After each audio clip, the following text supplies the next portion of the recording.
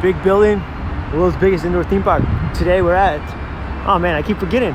Today we're at IMG Worlds of Adventure. First impressions, not as glitzy or glamorous as the previous ones, but looks big and exciting. Let's go check it out.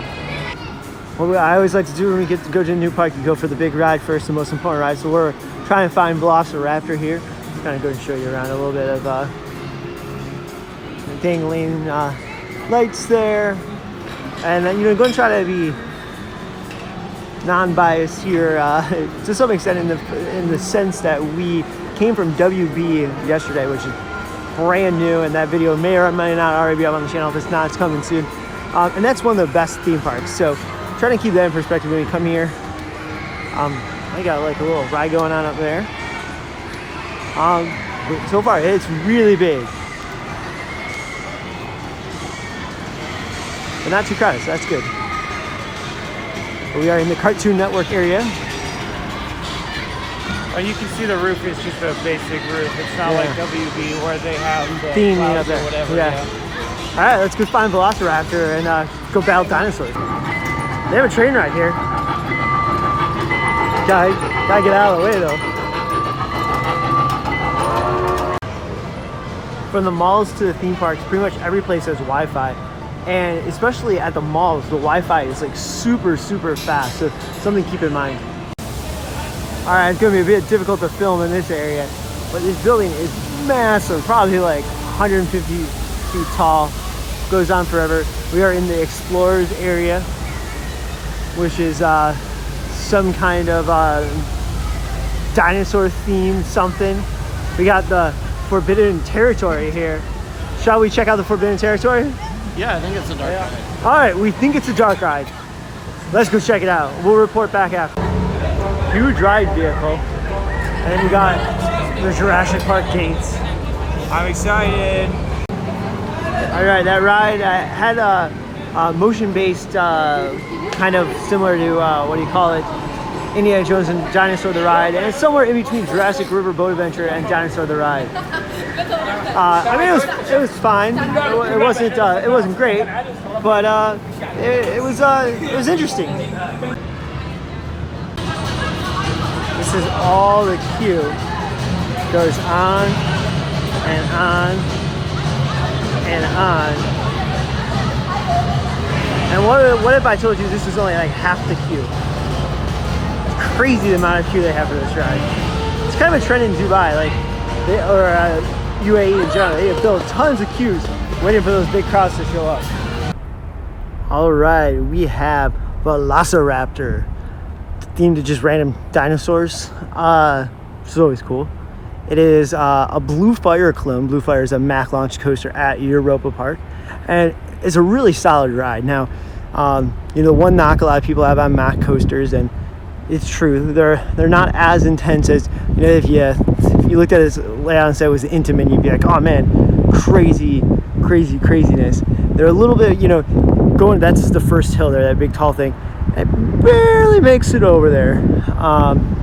So I think what Mack does really well is giving you hang time in all the elements. That final corkscrew right in there, like you go through that pretty slow and fall out of your seat.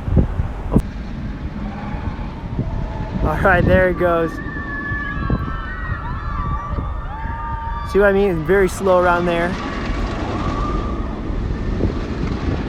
Another really neat thing about it is it does start off with like a little bit of like the first turn before the launch. You have, what do you call it? Like a little show scene. And then when you go to launch, there's like a huge, probably like 100-foot long screen that shows you dinosaurs stuff before you launch. All right, let's see here. This is what I'm talking about here.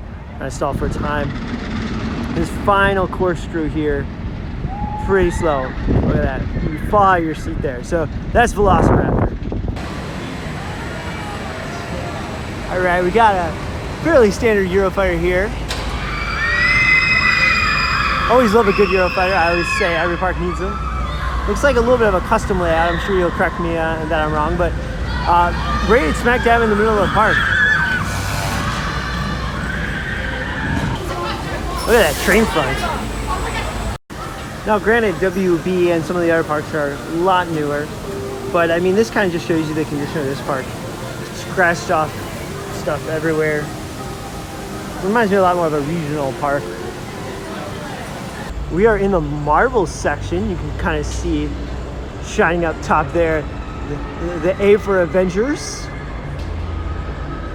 So let's go check it out. Nicely done area.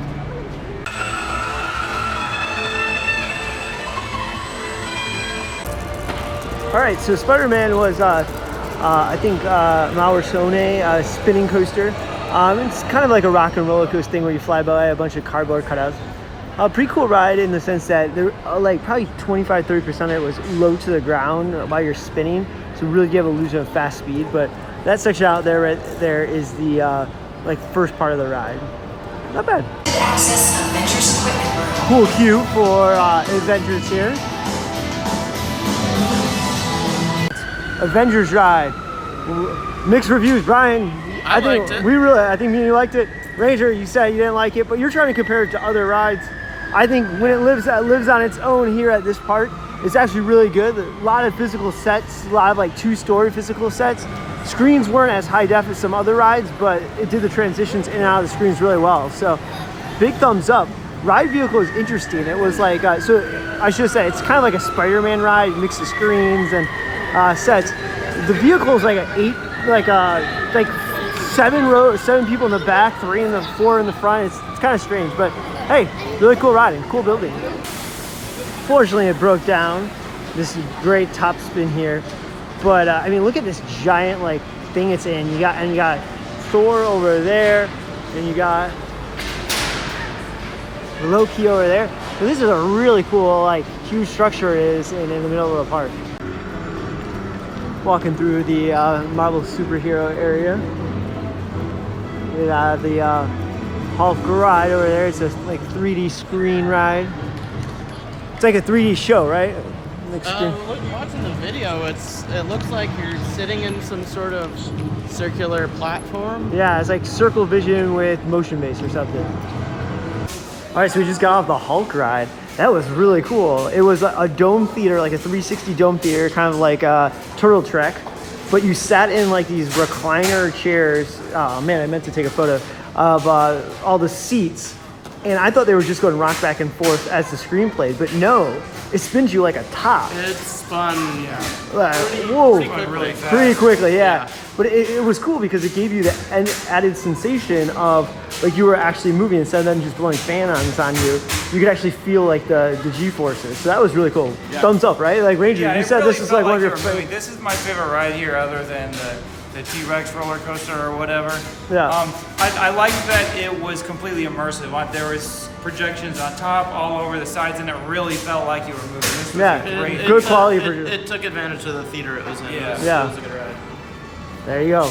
Hulk ride. Pretty cool. And I think one of the things I would add is, you know, we've been riding so many trackless dark rides. Those are great and everything, but this is something different, something I haven't seen at any other park. So it's cool to see something a little bit different. Yeah, it's a different take on like a flying theater. I hope we see more of these at other parks. This was some weird overhead dark ride, kind of like similar to Seuss Trolley. And I'm hungry. Oh, we can this. Whoa. Algebraic. I'll be honest, I don't know if this is IP or not. I don't watch Cartoon Network. But the fact that they have this thing called Lazy Town, and it's like ropes course, or the self-operated, you know, pull you up ride. I just love that. Love the name, love the rides. I wasn't super familiar with this IP. No, I mean, I've never heard of it before. It was a trackless shooting dark ride. Not too bad at all. They're probably like 20% screens, and the rest was physical sets, including some pretty nice looking sets. So thumbs up on the dark ride here. You know, just show you a little bit more around the Cartoon Network area here. I'm sure if you're an avid Cartoon Network fan, I probably haven't watched Cartoon Network in 15 years. A lot of this probably would make a lot more sense, and you'd be like, whoa, that's really cool. All these clocks, including Kissimmee, Florida. You got a powder Powerpuff Girl Air Racer.